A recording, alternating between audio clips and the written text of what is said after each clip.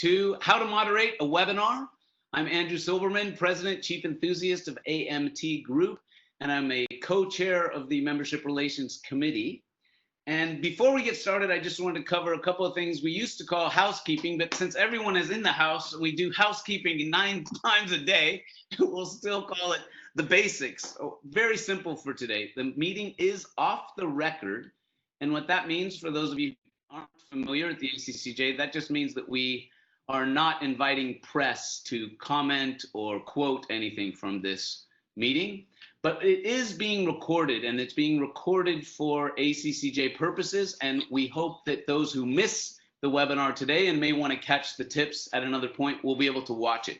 So that's why we're recording it.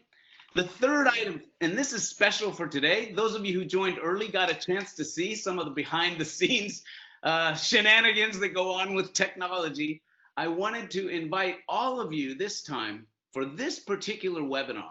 If you really want to get the most out of this, do pay attention not only to the content and the process, but also what you're feeling or experiencing through this webinar. We'll be inviting your feedback in terms of questions during the webinar, but also afterwards. The reason I'm saying this is that we're all new. Most of us are new to this, and we're all experiencing things for the first time. And that means we're in new territory, and we're not all super comfortable with it, but at the same time, there are things we know we like and we dislike. And if you can keep in mind how you see this seminar working, this webinar working for you, I think that'll be really helpful.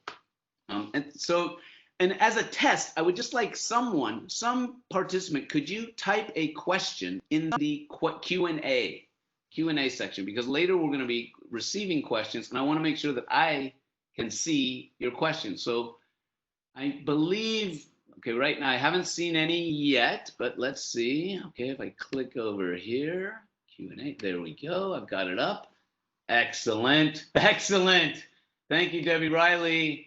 I have had only coffee for breakfast with the ACCJ.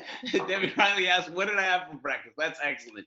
So that's perfect. I can see the Q&A, and I'm inviting you throughout the webinar. You can type in questions. Part of my role as moderator will be to make sure we get as many of those questions answered as we can.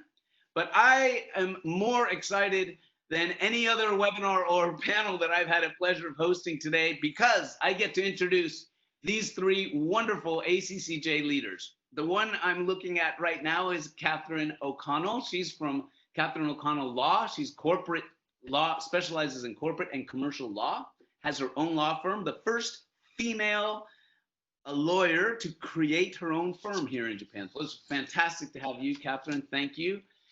Deborah Hayden is the managing director of Finsbury, a strategic communications firm, and she is joined by Debbie Howard, who's chairman of the Carter JMRN, a market research firm, and she's also president emeritus of the ACCJ. So we have 3 very active leaders who've all been participating in all kinds of things, meetings, webinars, town halls that the ACCJ has been doing. And our purpose today is to learn from them, catch some tips, tricks, techniques. What have they been doing? What have they been learning? And I really hope that I could get Catherine to kick us off by sharing just what kind of experiences have you seen in terms of how the leaders are showing up? Thanks, Andrew. I think it's good to actually just show a couple of the programs that we've got running that have gone online. Because, you know, ACCJ now uses Cisco Web and Google Meet as the default platforms. And it's really important to know these things because it really depends, makes a difference, shall we say, to how you present yourself as a moderator, how the panelists interact with you, and all those sorts of things. So I think if I just explain first maybe those formats that we've got at ACCJ, that sets the lay of the land. So first is fantastic. Thank you. This is the webinar like we have today, a moderator and 1, 2, or 3 panelists. The second kind is the speaker program.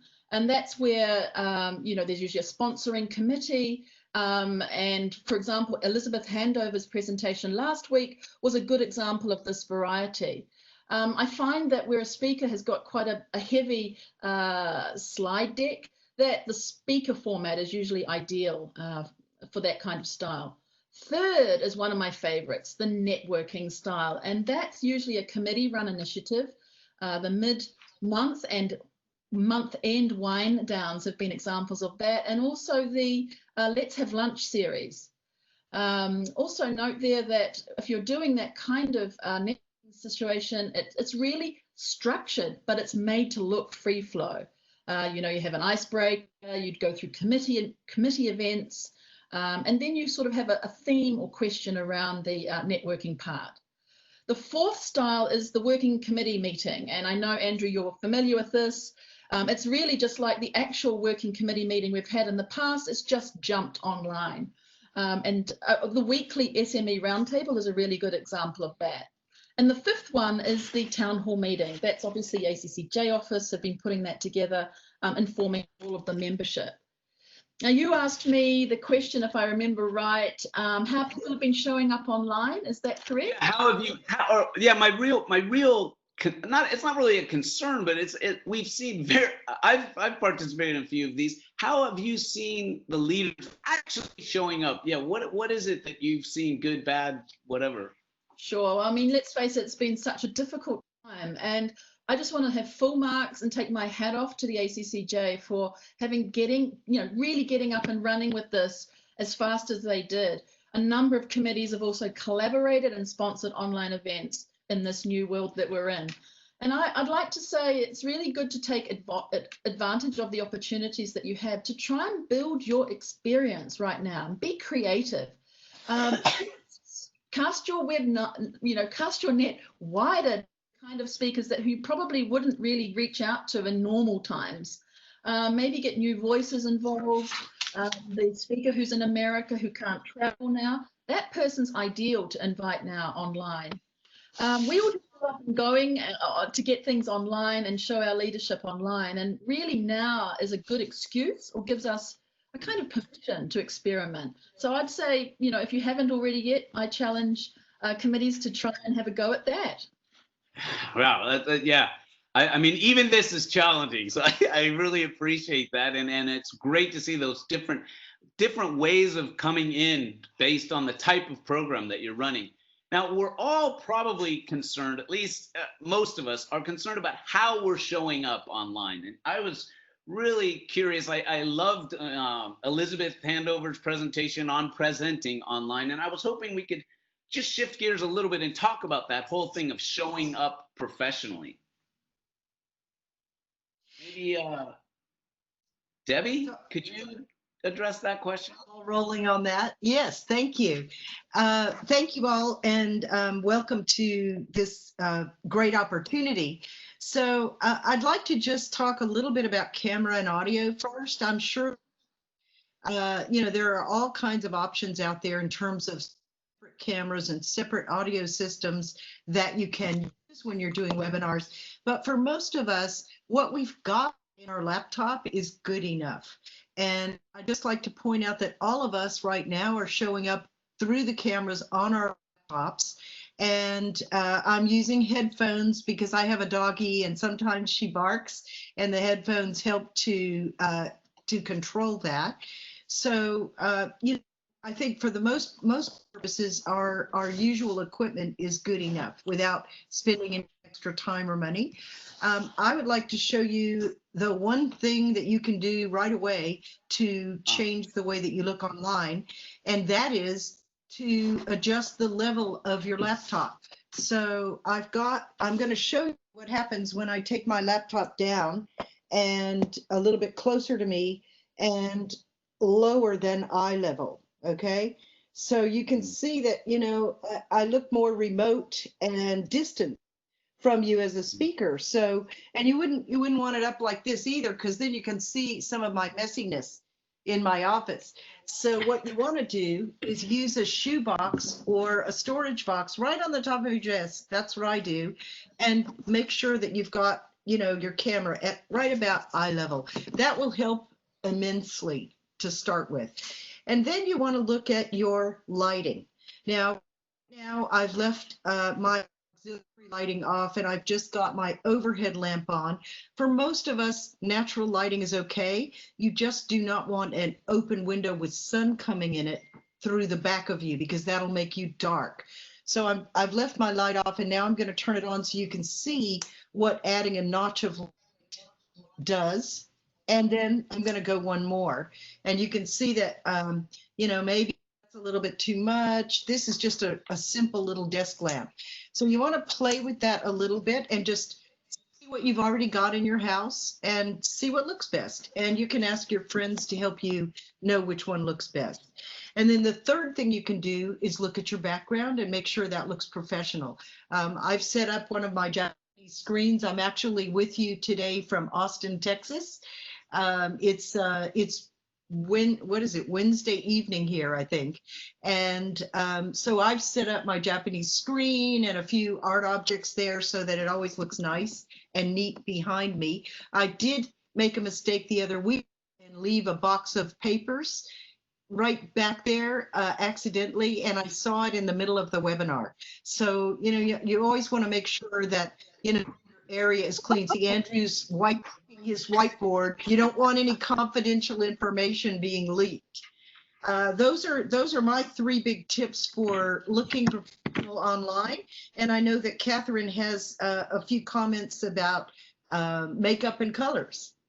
Yes, that's right. Typically, I use more makeup than usual, just like they do on TV. And you might ask why that is, because skin, especially pale skin like me, looks even more pale and more diluted on screen. So using makeup firstly enhances your physical facial features. It also makes you look alive, whether or not you've only just had a coffee for your breakfast, Andrew. And 3, it is highlighting your facial expressions and being more readable to the audience. It also prevents the lighting that Debbie just mentioned really reflecting back off your face, right? And that's why men also wear makeup when they're appearing on TV. Right. So do we need to wear makeup now on these things as well? Again, preparation is key, Andrew. So perhaps before would have been a better idea. And I notice you're sporting a beard, which is great. But for men, the 5 o'clock shadow it looks pretty. Actually, on screen, it looks a lot darker and more profuse. So just watch that point. And on colors, Debbie, as you mentioned, the all white look is not always that good. It's better to have a contrasting color with your background.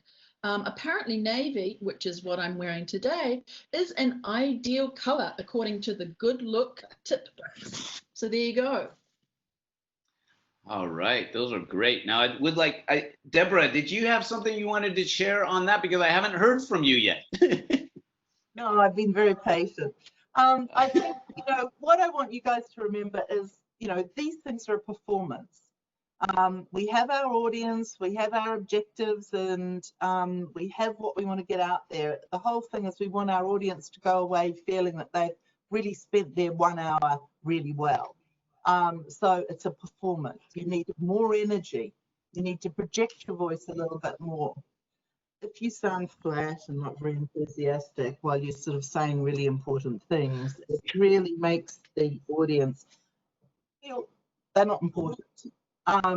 It's really, really hard. You've got to try harder. It's difficult, but the end result is making sure that everyone that's actually been on the webinar that they've been listening to, you can go away and thinking, that was really great. I took something away with it. You've also got to remember that 93% studies show of how we pick up information is based on non-verbal signals. It's on the tone of your voice, it's on how you look. Actually, that leaves just 7% on what you say. Obviously, content is super important. That 7% really matters. So how you look, the points on background, presentation, how you present yourself, how you use your hands. Okay, I'm trying not to go like this because it does get distracting. But it really is important when you try and think of these little things. It's not difficult if you practice. Part of the whole thing, if you're actually conducting a webinar, particularly for chamber leaders, is make sure that all your panelists are on board. Choose who you're actually talking with and what you're doing. Make sure that you actually spend time with them, practice, give them a chance to listen to the questions. We'll talk a little bit more about that later on, but it's really, really important that you actually have panelists that are all on board with their presentations. Catherine, you gave us a story the other day, sort of mentioning some of the time that you spent with one of your panelists who needed a little bit of extra coaching. Maybe you could share it with the audience. Yes, just your tip about it being a moderator's job to make the panelists look good is so right. And the way to do that is to practice and rehearse your speakers. So recently I was working with a Japanese lawyer for a webinar. He was the speaker, I was moderator. We'd never met before, and it was the very first time for him to do a webinar in English. So we actually practiced the session 3 times before the actual performance. The first time we went straight through the slide deck. I made notes at the end. I gave him some feedback. I took the deck away and just tidied it up for him. The second time we went through, I recorded it, and so I could send it to him later so he could see himself on screen. And also I, gave him some pronunciation and, pronunciation tips at that point too. The third time we invited a chamber member along, and they went through the tech and the flow, and that chamber member actually picked up the slide deck and made it even more fancy. That was just great. So it looked very slick. So by the time we got to the actual day, yes, we had our usual nerves, but we actually knew each other better, and we were ready for really successful delivery. And in fact, we actually really enjoyed it at the time. Well, that's fantastic. I really like that advice about how we can make ourselves look better on camera. And I want to take this moment to notice that we've had a couple of questions already come in, which are great. I'm vetting them as I go. And if I see one that really seems to hit right where we're speaking about right now, I'd like someone to address it. And one just did come in. It came from Debbie.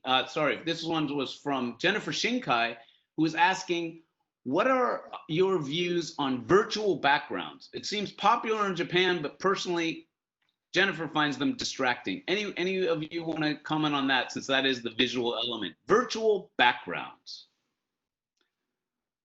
For me, I personally, sometimes they look really good. However, the problem with the virtual background is if you kind of move, suddenly your hand disappears into the Golden Gate Bridge or what have you. Or, you lean back in your chair and suddenly you've got half your head, which actually can get quite distracting, particularly if you're a speaker. If you're on one of the meeting sessions where you're perhaps just observing and being a participant, it's fine. But just remember, if you suddenly turn around to grab your cup of coffee behind you or your glass of wine, the chances are that half of you disappears into the background and it looks a little bit like a futuristic sort of TV show. So personally, I don't like it. I don't know about Catherine and Debbie. What do you think? Well, I think it depends on the situation. So if you're doing a light networking type thing, maybe it could be fun. I like to keep things simple, and I like this setup here because I don't have to change it. And I just know when I come down and sit at my at-home office desk, I'm ready. I'm ready to go. So I guess for simplicity reasons, and also this setting for me, I think looks pretty professional, and I can use it for any situation. Thank you, Debbie. And we will be taking, as we know, we have 1 hour, so we want to cover as much content as we can. There was only one other one that came up perfectly because it's about the way we sound. And I joined one of these yesterday, and it was a recommendation from Peter Tysinski, who says he recommends everybody be muted unless we're speaking, because even the sound of gulps from coffee. And I do remember that, so I'm going to mute whenever I'm not speaking. Thank you for that one, Peter. And now I'd really like us to get a little bit more into the content. So the content of a webinar or meeting. And I was hoping that that Catherine, you could maybe give us your thoughts about the developing content. Sure. So I've actually thought about this, and there are two things that begin with O. Like my surname begins with O, these two things begin with O. First is objectives. So setting your objectives is really key. It helps really so that the viewers can leave with several key takeaways. Two examples of that might be, I want the attendees to go away with 3 things they can action immediately. Or I really want the viewers to pick up 3 things that they can use to post on social media to show their learnings, right? So your intention should be that these people go away from a webinar, like I hope everyone does today, knowing that they spent an hour of their precious time with something that they got out of it, right? So clear objectives. I will help you to identify what format you're going to use, who you're going to use as your speakers, etc. The second O is outline. Making an outline for your program, no matter if it's 30 minutes, 45 minutes, 60 minutes. That's really key. So for content, Andrew, I would say setting your objectives and also making an outline. Very key. Okay, those are really good tips. And Debbie, I've had a chance to listen to a couple of her podcasts as well as webinar, and you have a really good way of keeping the flow going. Could you give us some tips on that? Thanks so much. Years of research interviews and focus group guides, because they're like live theater, and we have to be as prepared as possible and control what we can while we allow for flexibility. So I always think about that when I'm planning for a webinar. And as Catherine said, we start with the objectives and we make an outline, and basically we start slotting in talking points under each big section. And you can even do that with your panelists. So let's say you're the moderator and it's a natural thing for you to be driving that content development. And everybody just starts slotting in their talking points. I usually end up with about 3 drafts of a question flow or a running script, whichever you'd like to call it. They're about 5 to 6 page documents in Microsoft Word. They're pretty basic. They're just bullet points, but you can understand the content that way, and then you start developing the questions. That's what I do. In other words, develop what you want to say, and then develop the questions that will help you get there and help your panelists get there.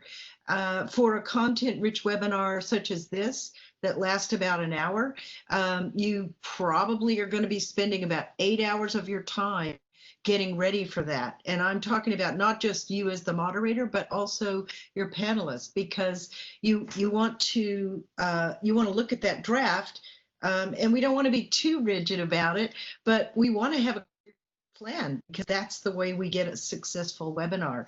And I usually do a short logistics check with everyone involved, because sometimes we're working with people we don't even know, like Catherine mentioned, and we want to make sure we get to know each other a little bit so that we are comfortable once we're online. And then I do a loose knit practice where we can brainstorm and refine the content ideas and flow.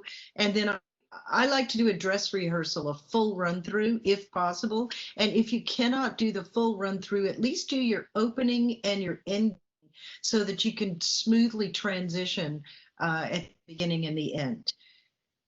Oh, and in advance. That's the minute you need to allow for getting ready, because it's really stressful if you don't have at least 2 weeks. Thank you, Debbie. And we have had a couple more questions come in. I would like to just bring up one of them as a question, because someone was very curious about screen freezes. So this is a really, it's come up many times. What do you think is the best way to signal someone who's speaking? How do we let them know that the screen is frozen? Or can we? How about maybe I'm going to ask Deb Hayden. Can you comment on that one? What I tend to do is if sort of, you know, semaphore signals on the panel don't actually work, and one of the things we do is agree signals and little hand signals in advance, so that if there is something, you can actually give people a subtle signal without sort of going, your screen's frozen, you're on mute, Andrew, Andrew, you're on mute. Stop.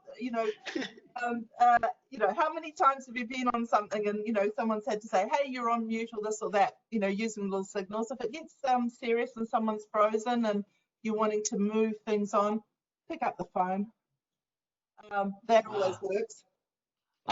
Pick up the phone and call but okay. So I guess, I guess one of the difficulties is that we don't know if we're frozen for everyone or if it's frozen on the receiver's end. So that's always been a challenge we've seen. One of the things we're navigating through and hoping to get to 5G soon, I guess. I was hoping we could move on. Andrew, one of the slight points is, and also, people will have noticed that I sort of just got up and moved out and came back and sat down. Normally what I do is advise, let people know what you're doing, so that they suddenly don't think, oh my God, Deborah Hayden's just fallen off a cliff. I have a dog that has decided every time I'm on a webinar, he suddenly decides he wants to be part of it. So I get this sort of loud thump at the door. One of the days I'm going to have to get a new door. But always try, and if you have to get up for something, or if there's an issue, just let people know. But this time I didn't want to interrupt Debbie. Sorry, Andrew. Back to you. No, that's great. No, those are great tips. And since again we're at about the halfway point, and this is the moment I've been waiting for, because we wanted to get into the topic of the actual role of the moderator. And this is always challenging to be doing something about what you're doing. So today I'm moderating, and I'd like your tips or your thoughts about what has made so far for good moderator behavior, bad moderator behavior. I know next time to put on makeup before we start, but any other tips that we might be able to know or catch about moderating a webinar? Over to perhaps, again, Deborah, can you give us some thoughts on that? Sure, happy to. Just before we go there, one additional point on your content. One of the things I do want people to remember is humankind has been telling stories forever. Before we had even stone tablets, before we actually had computer tablets. People remember stories a lot more than they remember bullet points or slide presentations or 3 or 4 graphs per page on slide presentations. Always, when you've got your content together, try and think of what is the story? What are you trying to tell? What's the beginning? What am I talking about today? How do I use my content to sort of create a bit of attention, to make people sort of, listen in there to see what's happening and where is this going? What's my conclusion? What are my proof points? If you are using slides, often when I'm moderating a live in-person panel discussion, I try to actually avoid slides because it can be really, really distracting. It gets distracting 10 times when you're on these virtual shows because the mind is having to concentrate on so many different things. It can be tiring. So not to mention making sure the technology is working, Andrew. Make sure that your slides are clear, easy to understand, and try not to have about 3,000. It's really hard to get through them all.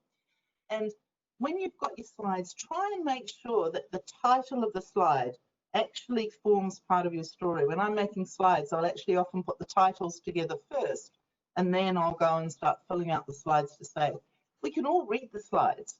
We can all work out that this is a slide, for example, of, Japan's demographics. But, rather than saying Japan's demographics, what's the message you're trying to say with that slide? Try and put, Japan's demographic situation is challenging. Here's why. So it just adds to it and makes it easier for people to remember and follow. So that'd be my one little point on content, just to add to that.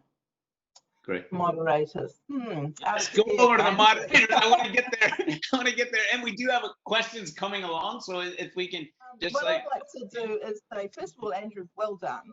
One of the things that's really hard, and I know we all do this, is we have the general ACCJ housekeeping, or should we say, since we're on the house, points to note. Please don't read those. We're wanting to start off the webinar or the meeting. We need energy. We don't need, Today we are doing an ACCJ seminar. Now, I want to tell you that you are muted when you come on, and this is off the record. All of a sudden, the energy level of your whole audience goes, whoop, and then it takes a wee while to get back up. So try not to read it. Put things, if you do have a written script, like Andrew and Debbie were referring to earlier, you know, put it in your own words if somebody else has written it, so that you can actually say it the way you normally say it. But please don't read all the slides. The moderator, basically, it's like flying a plane. You know, he's keeping the balance between the participants. He's making sure everybody has a chance to talk. It's moderating. So, and he also keeps it going. They make it interesting. Try and maintain objectivity. You know, you want to smoothly transition between speakers. Doing this is sort of bridging, like acknowledge the comment the person's made. So many times you see moderators go, thank you. Now I want to ask Bob the next question. Instead, say, that's a really interesting observation, Catherine. Thanks very much for that. I'm sure people will think about it. Another interesting observation is, and now Debbie, I think you've actually got something that you've seen about that topic. So you're actually connecting the two participants, and you're making it flow. It's important when you select the moderator, do they have the right energy? Do they have time in advance to be able to get to know the participants, rather than just coming on going, oh, what do I do next? Make them own the questions and talking points. Even if the committee that you're, or whoever is putting on the webinar, if you're writing the questions and presenting them all with it, make them sit down and write them all in their own words so that they actually own it. Make them put it in an order that makes sense for them, because they're the ones that's got to keep this going. Make sure they're prepared for the unexpected. A participant their screen might freeze, they might suddenly disappear, their connection might be bad. You've got to improvise, move on to the next section, switch it over. You've got to keep it going. The moderators are the glue that really makes the presentation flow. No pressure, Andrew. How's it feeling now? Back to you, Mr. Glue. Yeah, the main thing, and for anyone who hasn't done this yet, I've done several training sessions that are much easier than moderating. I want to share that, is that the bandwidth, it's dealing with the phone text messages, the Q&A, the this, the that. There's a lot going on, and it is going pretty well. I think choosing the right panelists is huge, and practicing it has been going pretty well for me, even today. And this has been a rather nerve-wracking start, but you can see the importance of being in sync with your guests, with the panelists. And speaking of getting there have been a couple questions already come through, and Debbie was going to talk, I think, a little bit about getting the guests or the panelists ready with the content. How can they be ready to participate more? And maybe, Debbie, if you could, just because in the interest of time, and this question did already come up from I can't pronounce the first name, but Devaler, Anushruti Devaler has asked for any advice on keeping and measuring the audience engagement. So the whole concept of preparing people and getting that audience engagement, I'd love it if you could touch on that. Debbie. Okay, thank you. Well, it's a great chance to get the panelists and guests involved, as Deb said, in putting things in their own words. And the practices themselves are very good opportunities. As Catherine said with, I think the Japanese gentleman, you did transcripts of your practice session. That is amazing, because sometimes things come out of the practice session, you realize, oh yes, that's the way I want to say that. So there are lots of great tools at our fingertips to be using. And I think the just sheer idea of having a script and getting the panelists and guests to contribute to that will help you get those talking points down. Now, the other thing was about how to engage people. We are just using the Q&A now. That is always very tricky. I've done the webinars without Q&A just because the topic was so complicated and we didn't think we could handle it, actually. Myself and the other two, I was the moderator and two other panelists, we just thought it was going to just be overwhelming. I think now I would feel differently. I think I'm getting a little better with technology every time I do it. And I think it's important for the audience members to be able to interact with the questions. I was on a large webinar the other day with 1,000 people, and of course the interaction is very limited there. We could see our own chat and our own what we wrote, but we couldn't see what 1,000 people were putting in the chat stream because that would have been really overwhelming. But the leader of the seminar, at almost every 3 to 5 minute point, because I timed him, was saying, type agree in chat if you agree with that point I just made. So he was totally working the crowd. And it was amazing to see. I was actually quite surprised that he could do that, but it worked really well. And I found myself doing that. And I saw another moderator last week. I've been watching a lot of webinars lately. I saw another webinar where the woman, about, I'm going to say 5 to 7 minutes, she would say, now listen, stop multitasking right now. Put your phones down if you've picked them up, because what I'm going to tell you right now, you really want to make sure you hear.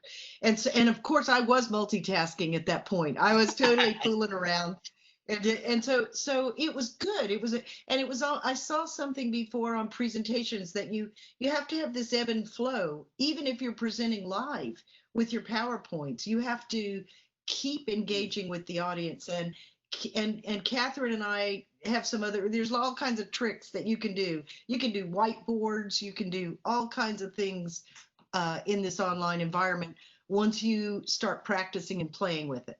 Does that help? That helps so much. And I had a guy last night, they started their webinar saying, put your phones down. And I was joining on my phone. Like, wait a minute. So that's wonderful. Yes. So and I think, can I just say one other thing? Yep. The whole Sure. reason we want to do this preparation is so that everyone can feel comfortable, because lots of different, right? If freezes or goes off, and then we know what the program is. If one of us went off the screen, the other three would be able to carry this through to the end, because we actually know the content. Yes, that is wonderful. In fact, that's even how I felt when things were going way off the rails. And that is the next topic I would like to address. I would love to have maybe Catherine could comment on it, because this morning when things were going off and I realized, worst case, you guys can what I was planning to do in general. So that was a huge relief and it made it easier to actually get the thing to work instead of panicking. Yeah, that's right, Andrew. I mean, we had the scripts ready and I was getting my mentally getting in case you were not available with the tech problem and being prepared, and I was psyching myself up for that. It's like the problem we talked about before with the screen freeze, right? I've had that happen before. And what happened is we telephoned the person.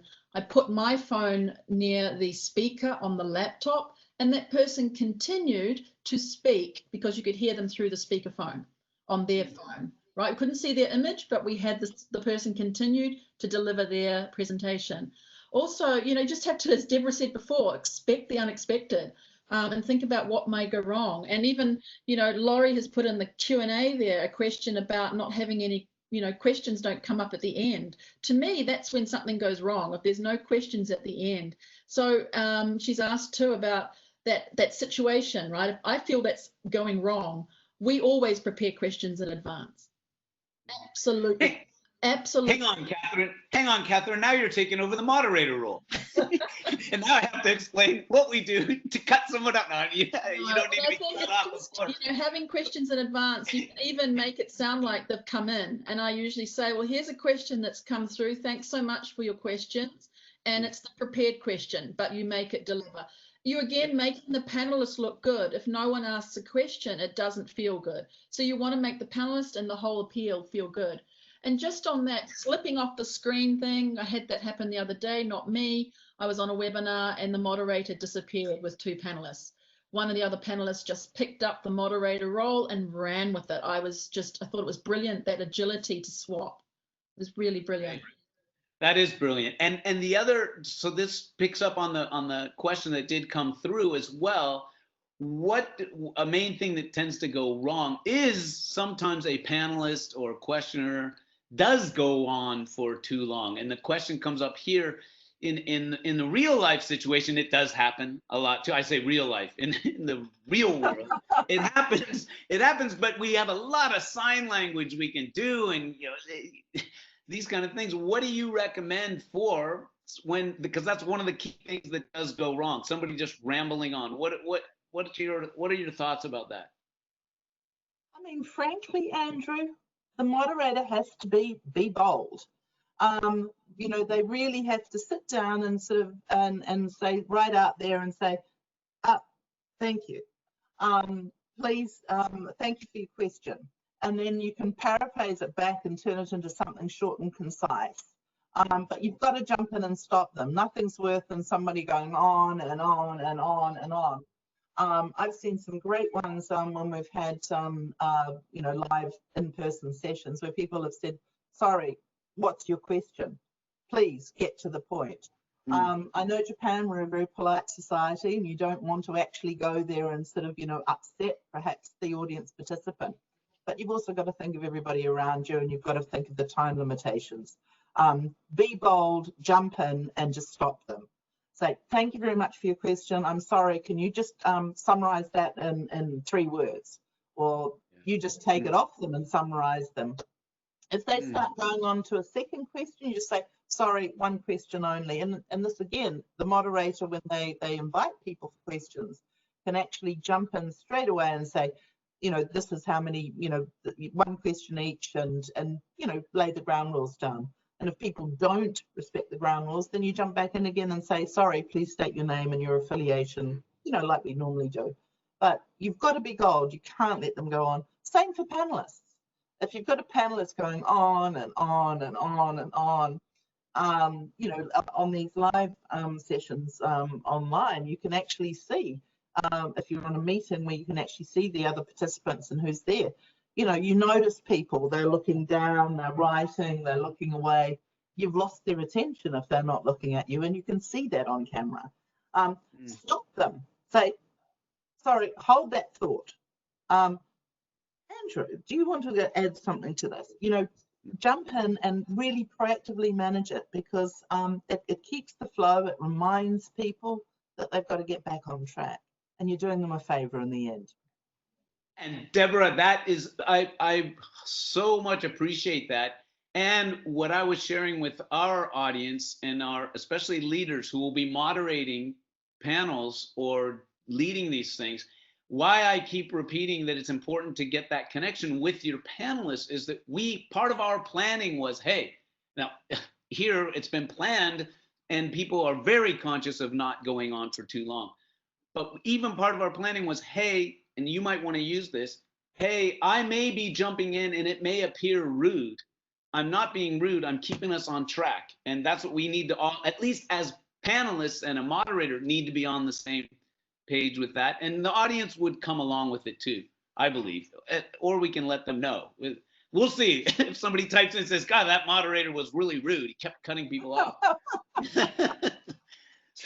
So can we move on to the audience, being a good audience? I was hoping, again, and this is back to Deborah, but if any other two would like to jump in as well. We have about, maybe just to focus on that, maybe 1 or 2 minutes max, because then we did want to leave time for Q&A, as well as there's some questions that have already come in. So those of you in the audience, be thinking if there's some other question you have, something you really want us to address, and you haven't typed it in. I've been keeping track, so that we should be able to get to most, if not all of them. But after we talk about being a good audience, part of being a good audience is probably being ready to ask a good question. But I will turn it over to Deb for her thoughts first. mean, today's slightly different because we're using the webinar format, which means that you can see us and the ACCJ people that are there helping, but you possibly can't see yourselves and you won't be able to see other participants. We can't actually see you either. So this time it's slightly different. What you can do though is give us feedback in either the chat function or please keep coming with those questions, because having a few questions means hopefully we've stimulated you a little bit. So that's one way of being a good audience. And don't be afraid, there's no such thing as a stupid question. Just because you think, you know, this is really obvious, it may not have actually arisen to other people. So please come through with the questions. If we have a lot of questions, the moderator will filter them so that perhaps not everything will get asked, but you can always follow up later. I think one of the things is when you're in a meeting format or some of the other formats where you can actually see all the participants that have their cameras on, remember you're on camera. I think we've all been to webinars now over the last sort of, you know, nearly couple of months where someone's been kind of like, yeah, like that, you know, legs up in the air, sitting like this. We can see you, you're on camera. If you're eating, sort of remember not to go. We can see you. So just remember that you can be seen, just like the panelists. Check in your background. Make sure that you don't have anything incriminating out there. Make sure you don't have anything. Thank you for that. And I want to jump right in there with one of the questions that came through from Jennifer Shinkai, because she asked specifically, I think it goes with this. You say, remember we're on camera. I don't know if any of the three of you, I know I'm not an introvert, but she was asking specifically any advice for introverts, because being on camera is probably the least comfortable position to be in. So what about advice for introverts who are faced with this situation? Yep. Any thoughts? Could be, yeah, Debbie, So please. I'm happy. Thanks, Jennifer. You know, it's the same as if you were going to do live speaking engagement, right? It's very challenging and hard. And even I don't know if anyone would say any of us are introverts, but you know, we have introvert sides, right? We don't exactly want to be out there, but we must be out there, because if we want to be successful, we have to figure it out, right? And I don't know about everybody else, but I've been through speaking training. I take courses all the time trying to up my game. And so my advice for introverts is to get in the shallow end of the pool and get started, because it's important as part of your professional career development. That would be my take on that. I would add to that, Deb, thanks. I would say that, you know, practice. It's what you have to do is forget that you're talking to a little black box, or it might be a silver box if you're on those Mac things. Forget that you're on camera. You know, talk to that little white dot or however your system works. But practice with a friend and just start thinking, I'm just talking to my friend. Look in the camera, look in the little white dot of the camera, because then you'll appear at the other end like you're looking right into people's eyes. And just practice until you get comfortable. Practice with a friend. You know, you do FaceTime chats, you probably do all sorts of other different chats on your various technologies. It's just exactly the same. Just think that you're talking to somebody, and just spend a bit of time and get comfortable with it. And can I just pop in a couple of things there? I do a lot of online training, legal English for Japanese people, and I know they're always nervous. I let them prepare things in advance, and I accept written speaking, you know, when they're speaking off a script. And if you let the audience know in advance that someone's going to be reading, that usually let you away with that. I also encourage anyone who is nervous to let the moderator and the other panelists know that, so that everybody can be a team player and help you through if there's a sticky point. And preparation is good. We've got to work on ourselves. I'm a lawyer. I speak in front of people a lot. I still get nervous. I took myself off to the Dale Carnegie course and learned a lot more about myself and delivery during that. So we have to work on ourselves. I'm essentially an introvert, but I am an extroverted introvert. So I feel for you, but there are ways that we have to work on ourselves as well. And preparation is key. On another platform, I know you can do a trial or a test function, so you can see yourself on screen. So I would suggest just testing all the time and practicing. That's one of my key takeaways for today, practice. Thanks, Andrew. Excellent, excellent. And we've had a couple more questions coming in, and these from Peter again. I really like this question because it seems to be a difficult challenge for all of us. How to handle with the half virtual, half real meeting, or even, I guess we could extend this in these webinars. We know some people are able to see us, but some aren't. Some are using a phone. Some are calling in at the ACCJ, even when we're doing things at the office. Sometimes there's 3 or 4 that are in. You've probably dealt with that a lot, Catherine, yourself, and maybe you can address it, and then we'll go on to another question. I have many times been the lawyer conducting a meeting and having other lawyers call in, or other people from different functions in different locations, Osaka, Tokyo. It's really incumbent on you to lead the conversation and make sure that other people are involved. It comes down to self-control and just being very, very conscious and making sure that people in the room pause and give people on the phone time to answer. Sometimes there's a delay on the phone as well. You just have to make sure that you're always thinking about not the people in the room, but the people who are distant, and making sure they're actively involved. Deborah, you had some. I learned, so thanks, Catherine. I learned a really good tip actually from a client where they've been having remote workers as just part of their new business model for many years before the COVID-19 situation arose. And their advice is, if you do have somebody on the line, it's really important, as Catherine said, to include them. They will make every other person, whether they're in the office or not, all join virtually, so that everybody's on an equal footing. It's not always possible to do that, which is where Catherine's points, I think, come in totally on the spot. But I think it's really important to make sure that you include people. So that is one way of doing it. And I'll add one more in there, Andrew. This may sound kind of cute, but in an office room, in a boardroom, what some people have done is create, say, a piece of paper like this, and they've put the name of the people who are not there. So one name on one piece of paper, and place it in a vacant chair, in front of that vacant chair. So it looks like Catherine is not present, but her name is in front of the chair she would normally be in. And it gives you a visual cue to talk to another person on the phone because you see their name in front of you. That's actually quite a crafty little trick to do as well. And along those lines, the question came about this virtual, non-virtual. We didn't talk exactly about this, but people might be wondering, is it better to keep their cameras on, cameras off? Any comments about that? If it's a meeting versus a webinar? Debbie? I have. Uh-oh, Debbie is suddenly muted to me. Okay, there we go. There we go. I think that's it. Okay, sorry about that. So what I've heard is that if everyone turns their video on, it increases intimacy. In an environment where we are working harder than we would normally have to get past that, it's very discomforting to see blocks where you don't know who people are. It's weird, and so it means you have to get up and take your pajamas off. Okay, but